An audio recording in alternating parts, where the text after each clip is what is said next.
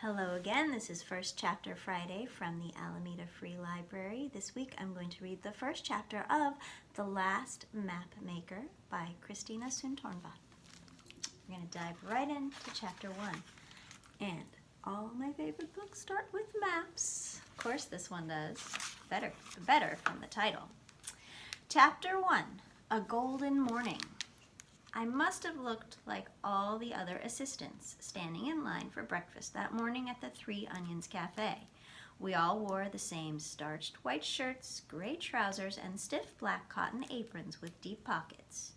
The assistant's uniform was meant to put each of us on the same level, making us equals for the 1 year that we would spend in service. What a joke. We may have worn the same clothes, but it was still clear as glass where we stood. We knew without asking who among us had carriages and who had to walk, whose mothers held important positions on this or that council, which of us had maids, and which ones had to clean out their own bed pots. No one ever said anything, but we knew. I lingered at the back of the line doing my impression of the shy girl. Feet tilted inward, head tipped down, looking like someone who had nothing to add to the conversation. You could learn more about people if they didn't think you were worth talking to, and I had a whole list of other details I needed to pay close attention to if I was going to play along with them. Hair combed free of lice and braided lovingly by my mother, or even better, my maid.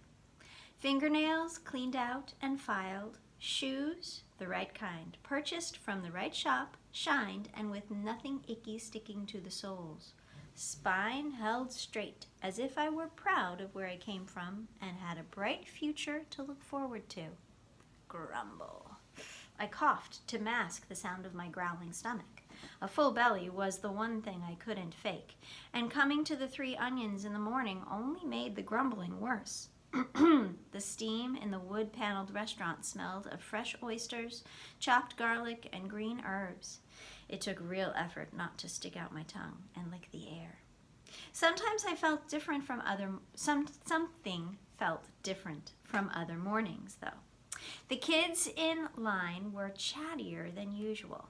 A tall assistant leaned her elbow on the counter while the others pressed in close, hanging on her words. I called her Tippy because of the way she tipped her head back to look down at the rest of us. I didn't know much about her except that she worked for a master pastry chef near the Temple Square.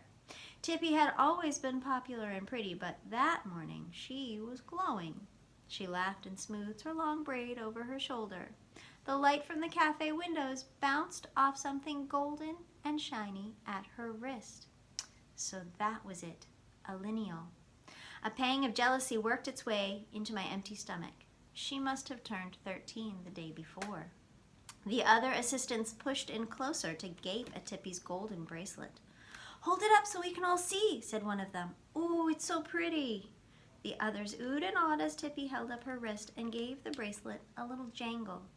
"How many links is that, 5?" asked another girl, unable to hide the envy in her voice. That spring, she had been the first among us to get her lineal. She touched it now self-consciously, 4 golden loops hanging from a brooch pinned to her blouse. Tippy answered a little too loudly. "Actually, it's 7. Everyone murmured and pressed in closer to count the golden rings of her bracelet for themselves. Each link in a lineal represented one generation of ancestors. Ancestors whose names you knew, ones you were proud to claim. In my mind, I let out a snort. With a background that fine, what was she doing as a baker's assistant? Suddenly I realized that all the eyes in the cafe had turned to me. Tripe, at least I thought I'd snorted in my mind. Tippy narrowed her eyes at me. "You, at the back of the line, what's your name?" "Order 49, shouted a shrill voice behind the counter. Thank the heavens. I squeezed past the girls to get to the counter, then bowed to Mrs. Noom and took the container of porridge from her. "Thank you, ma'am," I said in the meekest version of my shy girl voice. "I had better be going. I'm already late." I could feel the other assistants' eyes on me as I passed. I knew they were sizing me up. They couldn't look down their noses at me until they figured out which rung of the ladder I stood on. And what if they knew the truth, that I wasn't even on the ladder?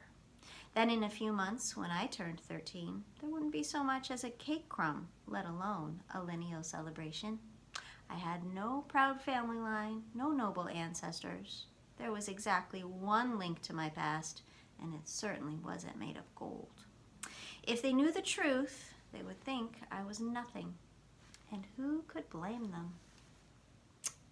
Check out the rest of this fascinating historical fiction book, The Last Mapmaker, from the Alameda Free Library. See you next time on First Chapter Friday.